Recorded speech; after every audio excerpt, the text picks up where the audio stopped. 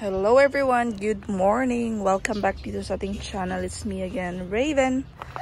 So, nandito tayo sa mga ornamental plants, guys. As you can see, medyo sad yung morning natin. It's because kung napapansin nyo guys, merong mga sunog na dahon dito sa ating mga ornamentals, kagaya niyan.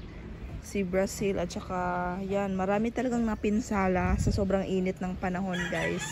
Actually, naganito yung mga plants ko dito sa ating garden kasi yung net, guys, dito sa itaas ay naputol. Hindi ko napansin kaagad. That's why naka-direct sunlight sila lahat dito. Kahapon yata yun. Tignan nyo guys kung ano yung mga nangyari sa mga dahon ng ating mga ornamental plants. Ayan, si Giant Moonlight. Sobrang sunog talaga ng mga dahon niya, guys. Nakakawalang gana kasi. Tingnan nyo naman, oh, sobrang ganda na nito dati. Pero ngayon, nasusunog yung mga dahon nila. Banda guys, yung mga naapektuhan sa sunburn kasi itong parang, saan ba yung net na to? Yung net na yan ay naputol. So, walang net na nakaharang dito. So, ayan guys, tignan nyo si variegated burley marks. Nasusunog yung mga dahon niya. Si ating black velvet. Tignan nyo guys, oh, ang daming sunog. At saka yan, ito din guys, yung propagation ko ng pink princess. Tingnan nyo naman kung ano yung nangyari. Bagong bagong tanim. Ayan oh, naputol. Bagong tanim, tapos, na ano siya, yung dito nasunog. Tingnan nyo, sunog. So, ayan, kunan lang natin ng mga grass. Ayan guys, oh, bagong tanim na pink princess. At saka ito yung isa na propagation ko kasi kinuha ko yung suloy doon sa mother plant na pink princess. Tingnan nyo guys. Kawawa talaga, oh, nasusunog. Pero okay lang yan guys kasi magdadahon naman dito soon. So makabawi lang yan. Ayan, oh, may papalabas na at ito din may papalabas na din. Pero sunog talaga sila. Ayan, oh. At yan, yung ating Prince Albert, so far, wala namang nangyari sa kanyang dahon, guys. Bagong propagation din yan. Ito pala yung mga kinuha ko, guys, na mga propagation, yung nag-vlog ako noon dati, diba? So, ayan, natanim ko na sila. Ayan sila. Pero nasunog. Ay, naku, kawawa. At saka ito pala, guys, tignan nyo yung ating Cellum. Nagyayelo yung kanyang mga, dahon. Ayan guys, oh. So, kunin natin kasi itapon natin to. At saka, yung top cut nito ay para siyang nasunog din pala siya guys, oh. Tingnan nyo naman kung ano yung nangyari. Ayan, ito na lang yung natirang green sa kanya. At saka, dyan banda, oh, mga sunog din.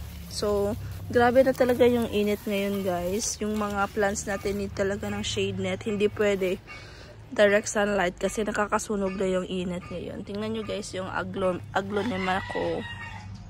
Si Midsummer at saka si Mayoy. Sunog din si Mayoy dito at saka aglo. Ayan oh, nasusunog din yung ating Birkins guys. Napakasayang talaga. So dito banda yung mga medyo may pinsala ng sunog. Pero dito na side, okay lang naman sila guys, yung mga philodendron. Ito okay lang naman. At saka dito banda. Naging yellowish yung kanyang mga dahon. Ito yung mother plant ng ating pink princess guys. Oh. 'Di ba? Kalbong-kalbo na siya. Ayan yung iba. Tingnan nyo guys. Malaki na rin yung nito, oh, baby. Ayan. Meron ng tumutubo dyan. Yan yung pinopropagate natin. Yung top cut niyan ay na binenta ko na guys. Ito yung top cut ng ating Prince Albert. Ang laki na rin niya guys, no? Ayan yung bottom part ng Prince Albert. Meron na namang bagong tumubo na dahon. Ayan. Ito, propagation ko din ng Josebuno. Ayan sila. Tingnan nyo guys, kunin lang natin yung mga dahon dito. Tingnan nyo guys, oh, ito yung bottom part ng ating golden ceratum. So, meron ng suloy dito guys. Ito na yung bagong leaf niya. Tapos, yung top cut ng ating golden ceratum ay nandito guys. As you can see, meron din siyang bagong dahon. So, ayan siya guys, ang ganda. Ito yung top cut ng golden ceratum at ito ay si ring of fire. So, yan yung ring of fire natin. Tapos, andito yung top cut. Ayan. Si ring of fire. So, nandito sila guys sa ating lansones tree sa ilalim. Ayan, mga Fridolime, mga green dragon. Meron na din bagong dahon yung ating green dragon guys. So, papalabas or papa-open na. Ayan. Si rainforest. Dinidiligan ko pala yung ating mga succulents dito guys kasi napakainit. After 3 days ako nagdidilig ng mga succulents ko guys. So last kong dilig sa kanila ay noong I think Friday na.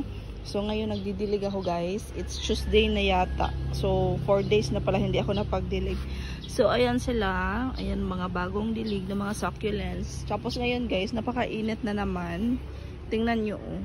Nilagyan ko nga ng shade net dyan sa itaas para hindi masyado direct sunlight kasi nakakasunog ng mga dahon yung guys, yung direct sunlight or yung sunlight ngayon kasi napakainit na. Tingnan nyo guys yung ating variegated na ano ba yung ID nito? Nakakalimutan ko yung ID nito guys. Meron akong green tapos ito yung variegated. Ayan, napakaganda 'di ba? Mabalahibo siya guys, bagong tanim. Medyo hindi pa siya stable dito sa akin. Pero medyo nag-o-open na yung mga leaves niya guys. So meron pala akong pinopropagate dito guys na golden flame. As you can see, ang ganda ng mga var nito guys. 3 pot yung nagawa ko. So ito yung mga babies ng ating golden flame. Ayan siya guys. So ito yung 2 leaf. Ito going 3. Ito going 4. So, ayan siya guys. Dilagay ko siya dito sa white pot na to. So, tingnan nyo guys yung variegation niya. Oh, si Golden Flame na Sansevieria. Tapos, ito yung mother plant ko guys. Ayan siya. Diba? So, ito pala yung green na Francisi ko guys. Lumalaki na siya dito sa akin. Kung napapansin nyo, meron ng mga new graft sa itaas. Diba? So, soon guys, para makapagparami na tayo nito, gusto ko sanang i-cut siya dito half para lalabas yung mga babies dito sa gilid. So, tingnan nyo guys, oh, isa-separate ko din ito soon, itong dalawang to kasi sinama ko siya sa isang pot. So, gusto ko i-separate sila kasi meron ng mga babies dito. At saka ito din, oh, parang gumaganyan na talaga siya. Ayan. Maganda to guys kapag maramihan na sila. Tapos, ito naman yung ating Francisi na var. Kung napapansin nyo guys, medyo may pagka-white yung kulay niya. Dito, may new growth na din sa gitna guys, diba? So, ito yung bago sa atin at saka ito. Ayan. Maliit pa sila. Kasi mahal yan kapag malaki. At saka si Crispate Beauty. Ang ganda. Ayan. Meron na tayong Crispate Beauty. Si Agave na King Victoria. Ayan yung mga propa natin dyan guys. At saka ito, isang uri din ng Agave. Ayan. Napakita ko na to sa inyo guys. So, ipakita ko ulit. Parang ilang weeks na ba to na natanim ko dito. Ayan. Ayan din. Bago din dito sa atin. Bagong tanim. At saka si Chloe. O, diba? Dinidiligan ko din ito si Chloe guys. Kaya merong mga tubig dyan sa gitna. Ayan din. Medyo okay na yung mga dahon nito guys. Kasi kakatanim ko lang din ito. Kasama nitong mga succulents dito guys. So, ayan si Burro's Tail. So, dyan lang muna si Burro's Tail. Ayan, kunan natin ng mga yellow leaves. Ang ganda ng kulay guys, 'di ba? Mainit na banda dyan. Tingnan nyo guys. Ito pala si Leticia ko. Tingnan nyo guys. Nilagay ko siya sa direct sunlight doon banda. Nung isang araw or the other day. So ito yung nangyari sa kanya guys. So wag nyo talagang i-direkta sa direct sunlight kasi hindi pa siya gaano kaano sa direct sunlight. So morning sunlight, mga 4 to 6 hours lang muna, tsaka na natin ibabad sa whole day na sunlight talaga. Kasi ito yung mangyari guys, tingnan nyo yung sa akin, wag nyong gayahin kasi nung dati parang 2 to 4 hours lang yung, or parang 2 hours na nga lang yung sunlight na na-receive nila nung dati, tapos dinirekta ko siya sa full sun na whole day. Kaya nagganito yung kanyang dahon, si Leticia, nasunog. Pero dito na part, well, hindi lang siya nasunog, dito lang talaga yung sunog. So binalik ko siya dito. Ay, dito yung dating pwesto, nandun yung dating pwesto. So dito na lang muna siya guys, kasi madali lang naman yung init dito. So nilagay ko na lang muna siya dito katabi ng ating mga hybrid na Ellen at saka ito. So ayan siya, di ba? So napakaganda na ng ating hybrid Ellen guys.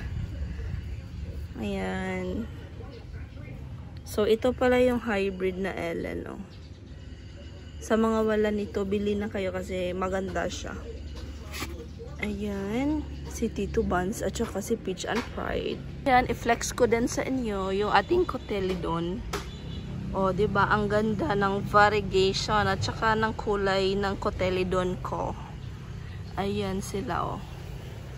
Napakaganda ng kulay, guys, no? Ayan. At saka ito, si Choco Moonstone. Noon dati guys, di ba green lang yung mga dahon nila nung pinapakita ko sa inyo yung bagong lipat dito. Green lang talaga siya guys. Pero after how many days, gumanito na yung kulay niya. Tingnan nyo. Di ba naging stress na siya dito. Kasi paglagay ko dito nung dati, green lang talaga. Pero since filtered sunlight dito, napakainit dito. Bandang morning hanggang afternoon na talaga. So, ayan.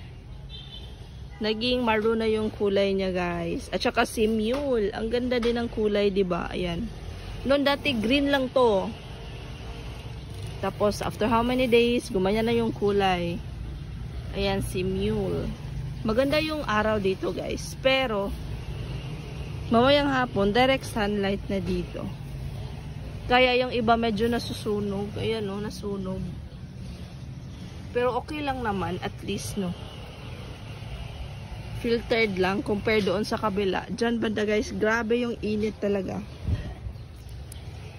Ayan, si ating Luella. Maganda si Luella guys, parang hindi siya maarte dito sa lowland. Si Silk Veil, palaging nagda-dry yung leaves ni Silk Veil guys. Feel ko gusto niya ng tubig kasi palaging nagda-dry yung sa ilalim. Ayan. Si Chloe din. Tingnan nyo yung isang Luella ko guys. Gumanda talaga siya dito. O, diba? Si Var Luella. Ay, hindi siya Var. Si Luella lang. Si Aaron Pay guys. Tingnan nyo. Diba? Ang ganda ng kulay. Tapos, yung dalawang yan, kung napapansin nyo, sineseparate ko, ini-isolate ko silang dalawa. Namamahayan siya ng mga black ants guys. Tingnan nyo. Diyan sa gitna, ang daming mga gumagapang na black ants. So, ayan o, tingnan nyo guys. Diba, ang dami. So, dito na lang muna sila. Kasi, mahawa yung ibang plants natin doon. Ito din guys, ang daming mga ants o. So, dito na lang muna siya. Gumaganda pa naman itong ating pretty and pink. Tapos, ang daming namamahay na mga dito sa ilalim guys. So, dito na lang muna ito. Sineseparate ko muna sila. Diba? Ang ganda ng Marpin. At saka, si Hakuho. Ang laki na ng Hakuho. Napakakinis ng dahon, guys. As you can see naman, mafarina to siya, si Hakuho. Napakaganda, oh. Ang flawless ng skin. Niligan ko din si Hakuho kanina, guys. Kaya merong tubig dyan sa gitna.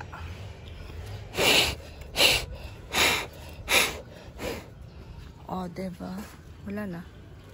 At saka si Ayan, yung nilipat ko dito, si Blue Cloud. Ayan, ganyan natin. Oh, ang ganda ni Blue Cloud. Mafarina din si Blue Cloud, guys. Hindi pa nawala yung kaniyang flower. So, dito na lang muna itong vlog na to, guys. I hope you enjoy watching this video. Just a quick update na lang muna tayo ngayon sa ating mga plants. Yung mga sunog na plants kasi sobrang init talaga dito sa lowland ngayon. Ayan, so yan yung nangyari. May mga nasunog na mga succulents. Pero okay lang yan, guys, kasi kalaunan magre-recover din naman yung mga sunog na succulents kasi magbibigay siya ng mga bagong leaves. Ayan, so thank you so much, guys, for watching. Enjoy your day, guys, and God bless everyone. Bye-bye.